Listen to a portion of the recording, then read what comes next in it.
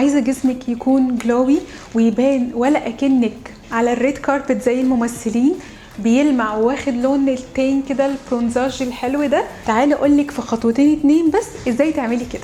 زي ما قلت لكم على طول وبقول لكم لازم نرطب بشرتنا قبل اي ميك اب، حتى الصبح بالليل في اي وقت لازم تكون مترطبه. تعالوا اقول لكم بقى ان الجسم برضو لازم يكون مترطب قبل ما تحطي عليه اي حاجه، ده طبعا غير الروتين بتاع اللي بعد الشاور، دي حاجه تانية خالص هبقول لكم عليها بعدين في فيديو تاني. قبل ما احط الجليتر او الشيمري البادي شيمر لازم يكون جسمي مترطب، يعني حتى لو انا مرطباه قبل مثلا الصبح ونازله بعد الظهر هحطه مرطب تاني، وبعدين هستنى شويه يتشرب البشره، وبعدين ابدا احط البرودكتس اللي انا هقول لكم عليها دلوقتي. فاول حاجه هعملها هحط المرطب،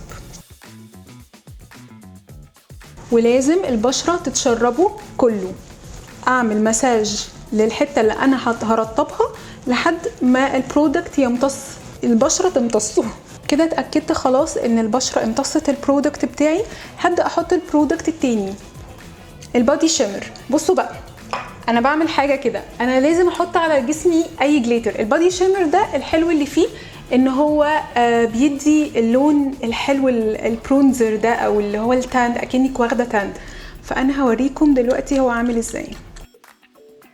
انا خايفه بس ابهدل اللبس اللي انا لابساه لان هو ده المفروض بيتحط، وبعد 15 دقيقه ببدا البس يكون نشف.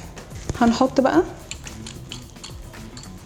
يا اما هستخدم الفرشه بتاعه الجسم او هحطه بايدي، وانا عامه بحب احطه بايدي. وبعدين هحط سنه الليكويد هايلايتر. شايفين الفرق؟ شايفين انا جسمي هبقى ماشيه طول الوقت عامل ازاي؟ هو ده التكنيك اللي الفنانين بيستخدموه او الفنانات بيستخدموه.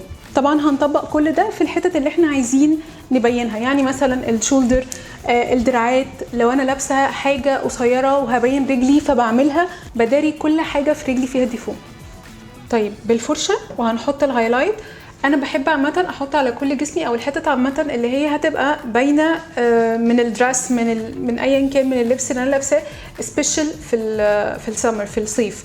فانا هنحط